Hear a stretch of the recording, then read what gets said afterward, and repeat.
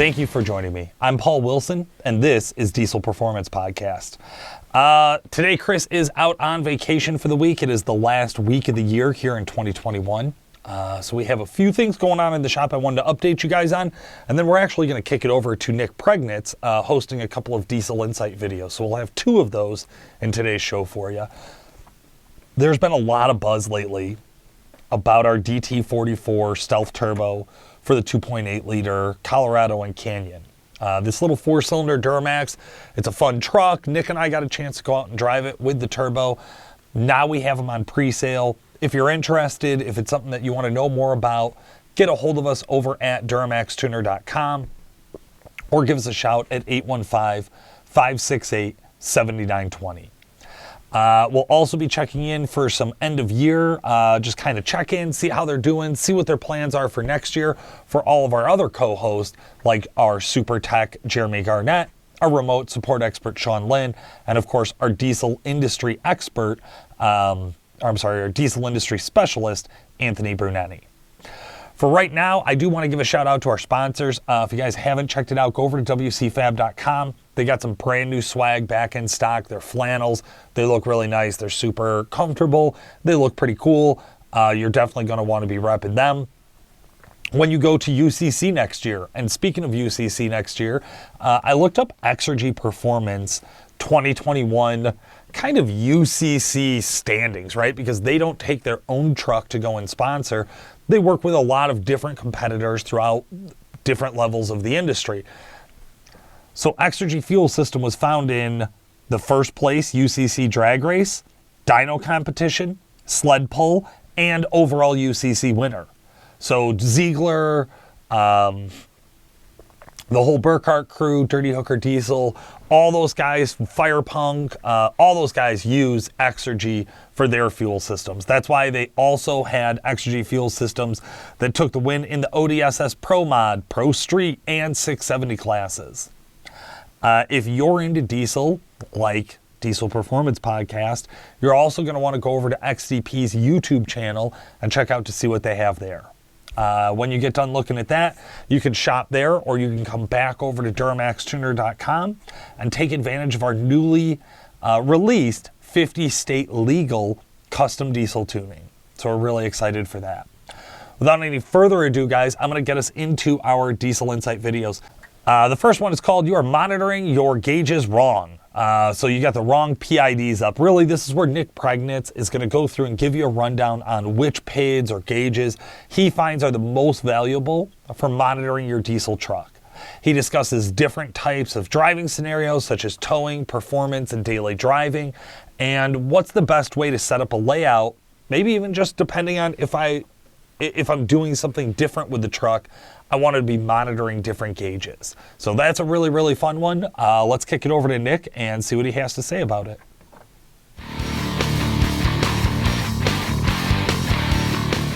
Hi, I'm Nick with DuramaxTuner.com. Today on Diesel Insights, we're going to jump into the Edge CTS, or basically any other gauge pack that you have on your windshield. So we get a lot of questions from guys who buy the CTS asking, what PIDs do you pull up? When do you use what gauges? I see a lot of trucks that come through the shop and have basically just the schizophrenia version of gauges on the display. So I'm going to go ahead today and show you, how I set my own up and why I do it that way. YouTube metrics tell me that my target audience is somewhere in the 40-year-old range. So odds are you've been driving trucks since the 1990s or similar, which means that you've seen gauges not evolve at the rate that trucks have evolved. It's interesting to me that still, as a truck driver, I have engine coolant temp, trans coolant temp, speed, and RPM. You can toggle through some of the newer trucks and find some gauges that are mildly useful, but as the complexity of this truck has evolved over the past 20-25 years, it's my opinion that the gauge pack has not evolved. And as a result, I like to install an Edge CTS or similar on pretty much any truck I drive. So why a CTS? I like the CTS because it gives me access to basically any PID or parameter identifier that would be available on a GM scan tool, and I can toggle between which PIDs I look at what time. So I can set up about 8 gauges or 12 gauges depending on which model CTS I have. Today we're going to be on an Edge CTS2. There is a new version out, the CTS3. It's nicer, it's better, it's cleaner, it's got a better backlight, whatever. But for you for you who've been hanging around for a while, the CTS2 will work just fine. So how do I set up my CTS2? Well, really it depends on what I'm doing with the truck, but primarily for daily driving and for towing, I have a setup that I'll share with you here. And it starts on the left side of the screen. So on the left side of the screen, I like to see the load. And when I say the load, I mean the fuel rate, the RPM, and the gear. And that gives me a really good idea of how hard the truck is working. Because basically anything that I'm going to characterize as far as deficiencies or issues or stuff I want to address in the tune or stuff I want to maybe talk to my tuner about or my shop guys, I have to start with a load scenario. So we have to be consistent about the load we describe. And the only way to do that is to know what RPM the problem's happening at, what gear, and what fuel rate. That's going to tell us really how hard the truck is working. Okay, so now we can pinpoint where we have issues or whatever based on the load and RPM scenario. Great. Now, in the center of the screen, I have what I'm curious about, and that is turbocharger performance today. So I have vane position and boost. Usually it's one of the systems of the truck that I'm curious about. It might be the fuel system, it might be the turbocharger, it might be the emissions system, but on this truck, I'm curious about the turbocharger. So I want to look at the vane position, which is going to give me a really good proxy for drive pressure, for how hard the turbocharger is working. Of course, boost pressure, right? I want to see what the boost pressure is in the intake manifold, be able to relay that to any of the turbo techs, anybody who's curious about how well the turbocharger is working. Below that, I have soot grams. Really, that's just there because I like to know how full the DPF is during these tests. So certainly, how full the DPF is going to have some impact on the turbocharger performance over the course of the performance cycle through the regen. On the right-hand side, I have gauges that are kind of like the thermal limits for towing. Okay, so I have EGT1. Reason I have EGT1 is because our smart EGT back down is tied to EGT1. So I can see, okay, as I'm towing, are we getting close to that threshold for EGT1 to start backing the fuel rate down? And I can look at that upper right-hand corner and the upper left-hand corner, which has the fuel rate, and I can see how the fuel rate is backing down based on EGT performance. Middle, trans fluid temperature. Okay, anybody towing, working the truck hard with a load behind it's going to be curious about two temperatures, right? Trans fluid temperature and engine coolant temperature. You might say, well, Nick, don't those gauges exist on the panel? Yes, they do. However, I find that as I'm looking at a gauge pack, I like to look at one set of gauges instead of toggle back and forth between my small gauges on my dashboard and the gauges on the CTS. I also think it's easier to read the gauges on the CTS, so that's why I put them there. So let's go into a scenario where I might be curious about the fuel system performance on the truck. Maybe I'm having a P0087 code, or I'm having a situation where the truck is losing rail pressure. Maybe it's an LBZ with 160,000 miles and I'm towing heavy up a grade. Okay, so I'm going to reach over here in my center and I'm going to change, instead of turbocharger performance, I'm going to jump into fuel system performance. And I can do that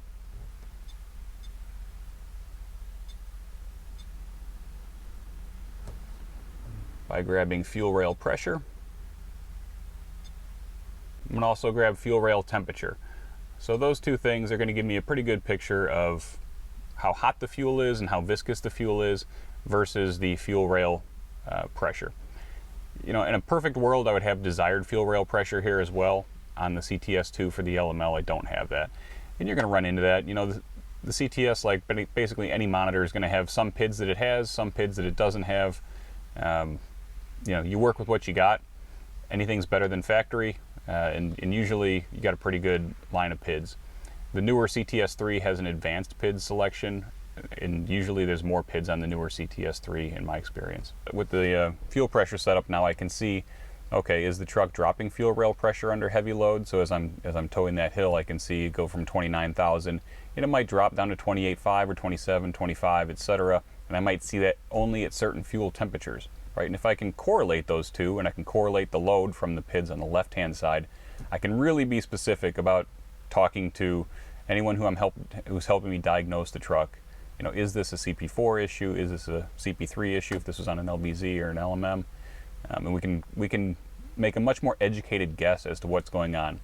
Especially helpful if you're in the remote diagnostics and you're not you're not a repair shop yourself. You're trying to diagnose the thing yourself. Okay, another scenario I'd like to talk to you about is regen. So anytime the truck goes into regen on the CTS, there's a light that'll turn yellow and then green up here at the top, and that'll indicate that you're either warming up or you're in active regen.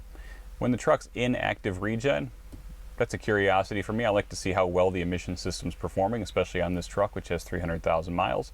So the CTS2 allows you to toggle between 2 screens. I believe the CTS3 has 3 screens, but there's an arrow over here. And I can toggle the screen to the left, and you can see on this truck I now have what I would call my regen screen, as the EGT1 all the way on the left, building to EGT4 on the right. So you see across the top of the gauges there, EGT1, EGT2, 3, and 4, and that's going to tell me how warm the catalyst is getting as the truck builds heat during regen. On my main gauge there I have the soot grams, so I'll be able to see as the truck crests 42 grams into 43 grams, calls for a regen, and then counts back down. I'll be able to see how far it goes down as it regens. Bottom left hand corner, these are just curiosities for me. So maybe I'm towing and I'm wondering, okay, how long has it been since my last regen? Feel like it should be about time here. Well, there's my miles since my last regen. On the right hand side bottom I have the urea tank range. So as I'm towing, I know the truck is going to use more urea anytime it's under heavy load. So on the bottom right hand side I can see, okay, I have 1,177 miles left till I need to put more urea in the tank. My third group of guys that I want to talk to is the performance crew. And the reason I want to talk to the performance crew is that the CTS can really help make you more consistent. So a lot of guys are driving by the feel, the seat of their pants, etc. As you start to make more and more passes in your vehicle, you start to get more competitive and try and get that last edge out of the truck. It's important to make consistent starts. And consistent starts usually start with a consistent load. Earlier we talked about being able to use the load data to help diagnose issues on the truck. Similarly, load data can be used to help make your launches more consistent. So as you're coming up to the line sled pulling or drag racing or similar, having the transparency of RPM, fuel rate, and boost all in one place is going to help you dial in your launch. So if last time you left at 2,300 RPM and 13 pounds of boost and the truck held and you want to 60 foot a little bit harder, you can come up to maybe 2,500 RPM and 16 pounds of boost, right? So you can make those notes in your mind as you're making more and more passes on the truck at the drag strip or going from hook to hook and saying, as you go into the situation, here's the targets that I have. So you're not flying by the seat of your pants. You are more consistent. The truck is more consistent. It's going to be a stronger competition truck, the more you can repeat things. We've seen how consistency can make you a better drag racer. It can make you better at diagnosing your truck, and also how you can become more intimate with how the truck is functioning while towing and while loaded. Basically make you a better operator and put you in a better position to diagnose any issues that you might have down the road. Clearly there's a lot of information available on the CTS. I don't expect you to learn all of it or to go through all the PIDs. Maybe you like my setup, maybe you don't. Try your own setup. Switch things around, get comfortable with it. The more information you have, the better situation you're going to be in as a driver. Hope you enjoyed this one. I'm Nick Pregnitz. Click subscribe. We'll get you information on the next ones.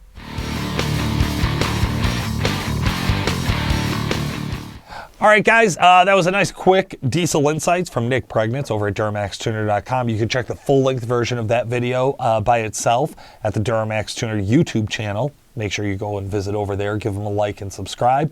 And while you're there, you're probably also going to watch Here's Why CP3 Regulators Fail.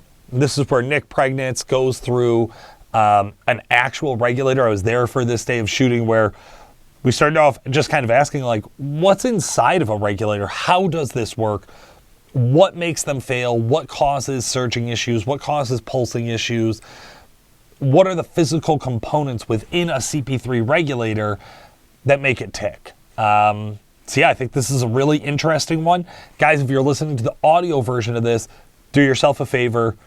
You're probably going to want to skip through the audio only and jump over to the Duramax Tuner YouTube channel and watch Here's Why CP3 Regulators Fail.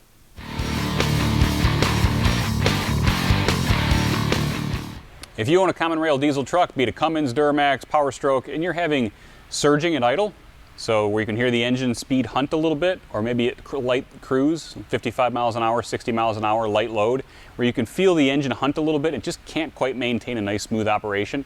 A lot of times that problem can be traced back to the fuel pressure regulator. And the problem that the truck is having is it's unable to control its fuel pressure. And as a result, it's getting varying amounts of fuel volume, the torque is changing, and as a result, the engine speed changes. Today we're going to dive into how the fuel pressure regulator works, look at its itty bitty pieces, see what goes wrong, see how we can fix it or not fix it because it's a sealed unit. But it's really interesting to see how it works, and I'm going to show you.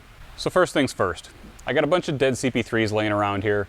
So we took the regulators off of them and opened them up so we can see what's inside this thing and how it works. Because the first part of knowing how something failed is to know how it's supposed to work correctly.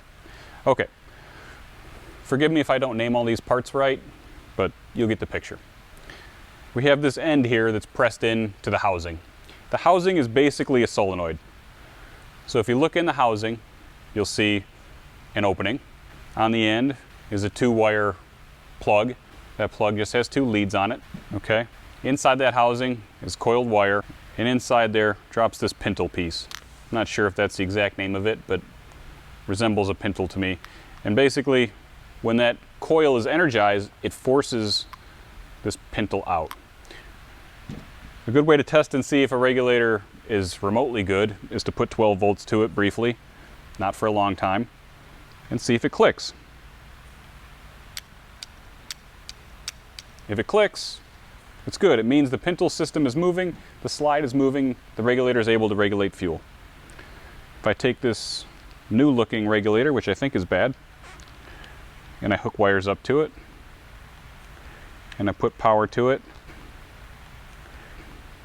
and I don't hear it click, that's a sure sign that the slide is not moving, the pintle is not moving. So for some reason, that pintle is stuck in the bore, and the slide mechanism can't work, which means it's not going to be able to control fuel, which means most likely that regulator is going to be stuck at full rail pressure all the time.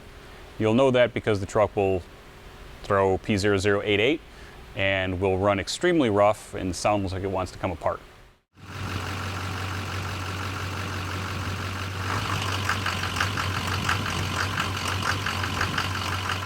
Let's look at how the regulator control system works. Showed you inside the housing, the pintle. Then we have this front half, which I cut away for convenient viewing. Fits on like so. So the pintle, it acts on this slide piece. Slide piece sits inside the end of the housing. Now we have fuel pressure that wants to come in this hole right here.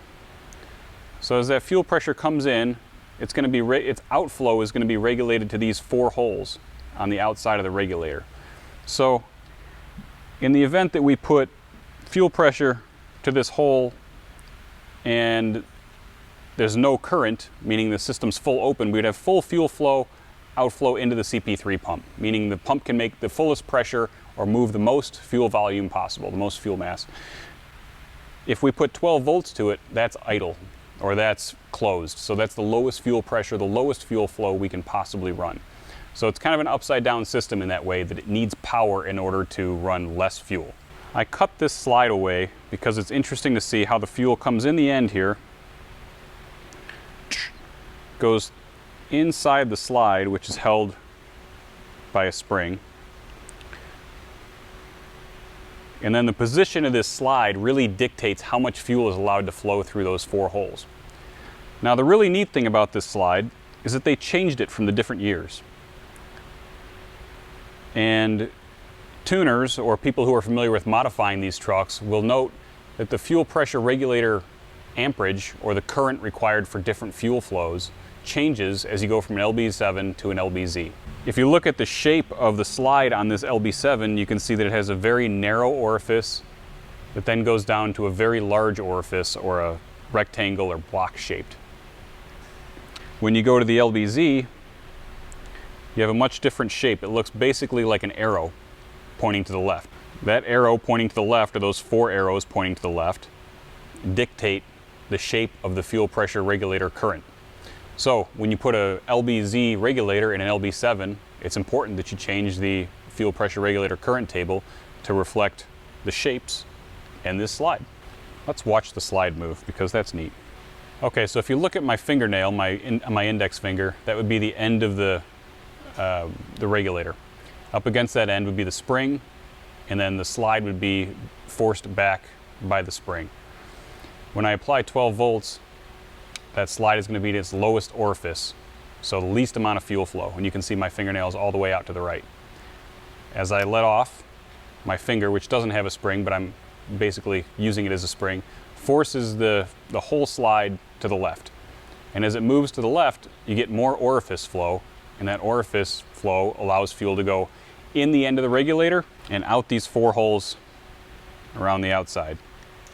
Okay, Nick, so now I know how the regulator works. It's not rocket science. Why is my truck surging? Okay, so the interesting thing that happens over the life of your truck is that there's a lot of fuel pressure adjustments. The load changes frequently on your truck. Anytime the RPM changes, anytime you hit the throttle, anytime those two things happen at the same time, the position of this pintle moves. And it's going to move a lot at low load because generally you're operating your truck at low load. So what happens is this pintle gets wear on it. Over time it wears. And if you look closely at the bottom of the pintle, you'll see wear marks on these pieces. The more they wear, the more they don't move nicely. And when things don't move nicely, you don't get good granular control. Why do I say granular? Why not just control? Well, you need the most granular control, the most intricate movement control at very low loads. Because remember, the difference between 10 horsepower and 13 horsepower is a lot different than the difference, is a lot larger than the difference between 130 horsepower and 140 horsepower. If your truck's making 150 horsepower and the fuel pressure pops a little bit and you make 145 or 150, that's not that big of a deal. You're probably not going to feel that. However, if you're calling for 15 horsepower and your truck jumps to 25 horsepower, that's a problem. You're going to feel that. That's going to be a surge, and if it does it continuously, because remember this system's on a PID control, meaning that it is constantly analyzing the actual fuel pressure compared to the desired and adjusting this. That PID control only works when you have smooth movement. So if you overshoot too far one way, you're going to generally overshoot too far the other way if the system is out of calibration. And it's going to be out of calibration if you have sticky parts. How else can this happen? You get bad fuel, you park the truck for 2 years and don't drive it, and the fuel degrades in the regulator. All these things we've seen have led to poor regulator performance of one aspect or another. Now, a lot of times the regulator will get stuck in the full on position, and in that case, when you first start the truck, you'll immediately notice that the fuel pressure is way too high. You'll feel it lope extremely hard. The truck will feel like it's working way too hard. A lot of rattle, a lot of pinging, a lot of engine noise.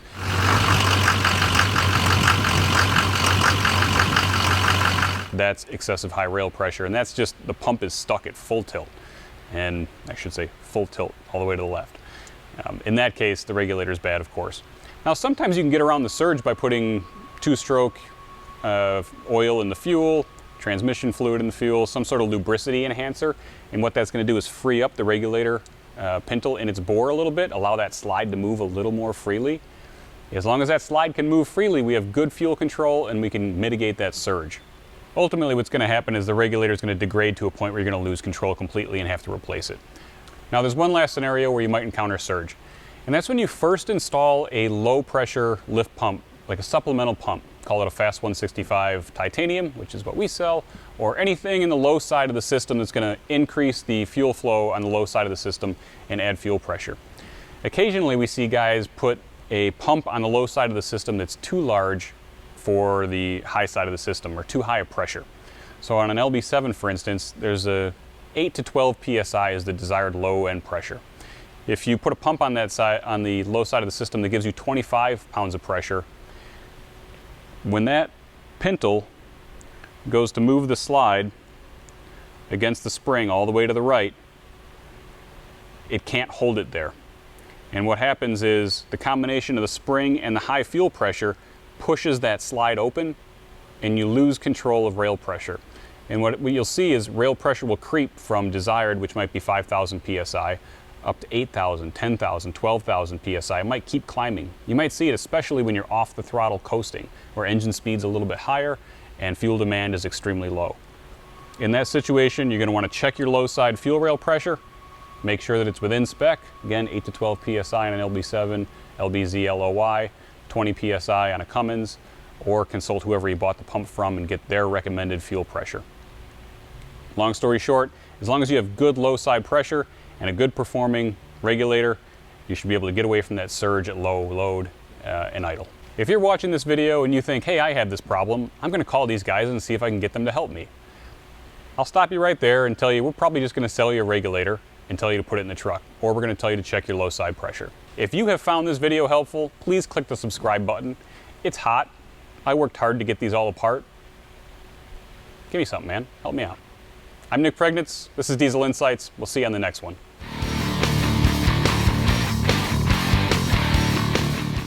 Anthony Bruneni, how the hell are you? Good, Paul. How are you? I'm doing good, man. Usually Chris is in here to kind of work with your segment. Yep. Okay, good. Well, I'm glad I got a chance to do our end of year wrap up with you, our diesel industry news specialist. I think there's just 3 basic questions that I was going to ask you, Shawn and Jeremy today. Okay. Number 1, how would you summarize your segment on the show? I would say just kind of giving everybody the news. My segment is giving everybody the news. I mean, there's things that are in development. There's shows going on. I mean, whether it be local sled pulls or, again, me and Tim went to PRI this year. There's a lot of information out there that not everybody might know. So just being able to share that is kind of the summary, I would say. That's awesome. Okay, yeah, I think that's a good way to phrase it. What was your favorite segment that you worked on this year, or favorite show that you worked on this year? I mean, PRI was, I should say, my favorite one. I've never been to PRI myself, been to a lot of events. Yeah. But I should say being able to see all that stuff first person, interact with dealers. I mean, we interact with them over the phone every day, but even being able to put a face with a name is really cool. And then also just like seeing Shawn and Jeremy, I should say first segments on this show, just seeing those guys talk about what they do day to day to give customers a good idea of what goes on. It's nice to see that behind the scenes type stuff. I like that. I like that a lot. All right. And then what can our audience expect from you in 2022? Hell of a lot more info. With each new year that comes around, there's more information. I should say we kind of tagged into me coming in here mid this year, I would say. Yep. So I should say that usually this to be rolling into the next year is when a lot of the new information comes around for new models, new updates, things like that. So just more information, and if I can find some secret stuff, I'll definitely be sharing that. I love it, man. Well, I'm excited. Thank you so much for joining us today. Yeah, we'll see you.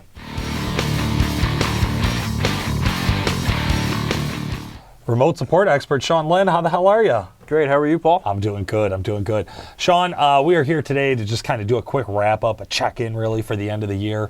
Tell us, how would you summarize your segment on the show? I've tried to provide all the support and knowledge that I have to help people who are doing this for the first time, or maybe it's been a little bit. So just trying to get the word out and help people get their stuff all set up. Good stuff, man. Yeah, absolutely, Shawn. I think that having you on the show gives our audience a chance to kind of have an insight to what remote support troubleshooting is capable of and how it works. And I really like that. I think it's been a good addition to the show. What was your favorite segment that you worked on so far this year? I would have to say probably the switch ones, I would say. A lot of people install the switch and they're looking for, proof that it's actually working. I like going through the process, making sure the tune is loaded, and there's other ones out there as well, but the switch ones are usually pretty straightforward, I would say. I like that. All right, good stuff. What can our audience expect from you in 2022? I would say more of the same. I'll provide any exciting stories that I can if we get anything cool, and I'll try to give you guys some more support. I love it. Well, thank you so much for joining us, Shawn. Thanks for having me, Paul.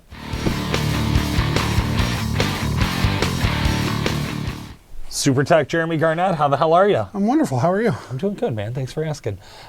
Jeremy, we're here to do just a couple of quick check-ins here for the end of the year. Okay. How would you summarize your segment on the show? Informational, fun. Hope what I say gets out there and people, get something out of it. That's what I hope. out of it. I like that. I like that. Your segment has been a lot of fun because I think it started, especially when we were doing just the audio version most of the year. Right. Of having to really spend time describing things in like really, really good detail to get it out into an audio Right. format. Now adding the video element to the show, hopefully that's going to give us an opportunity to kind of expand on Yeah. that and be able to do a little bit more showing and a little bit less of the detailed description in the Exactly. And then the more comfortable I get too. Right. So. Right. Yeah, the camera is kind of like a stupid ring. Yeah. I know. Yeah, it gets all of us. What was your favorite segment so far this year that you worked on? Segment or vehicle? Like, as in like here or like. For the show, for the podcast. Definitely the Hummer. Okay. Yeah, definitely Yeah. the Hummer. You know, like Nick was telling me the other day that, you know, the best accomplishment this year for me is the Hummer leaving and the customer Absolutely. picking it up. I mean, Absolutely. I mean, that has to be, I mean, not a lot of people get to say they got to build an H1 Hummer. And, you know, very grateful that I get to do that. So That's awesome. That is such a cool build. Guys, obviously, if you haven't checked it out, go over, watch the YouTube. We have it on the podcast channel and on the Duramax Tuner YouTube Yep. channel. So you can actually see the ride along where Jeremy and Nick take out a 700 wheel horsepower H1 Hummer with a Duramax in it on 40-inch tires. Yeah. And you can almost hear you guys for some of it. yeah, and if you go to my Instagram as well, I've also posted some throughout the build of pictures and, you know, my progress through the way. So Plug the IG handle. J Garnett at 00 at Instagram. There you go. All right, man. And what can our audience expect from you in 2022?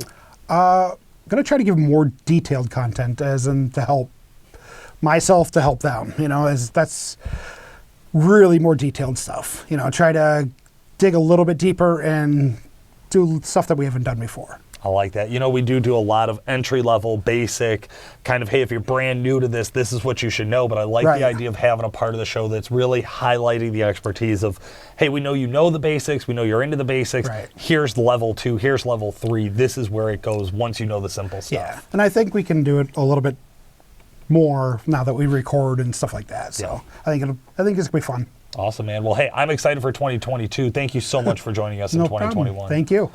Audience, thank you so much as well to you. You guys are the ones that make this show happen. You're the ones who keep us going forward on this. It's been an absolute pleasure to work on Diesel Performance Podcast, and we are excited to keep it going throughout next year.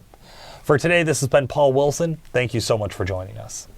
Thanks for joining us today, guys. This has been Paul Wilson. And Chris Emke. Make sure to like and subscribe, and we'll talk to you again soon. It's like we haven't started talking yet. You have to edit this. Yeah.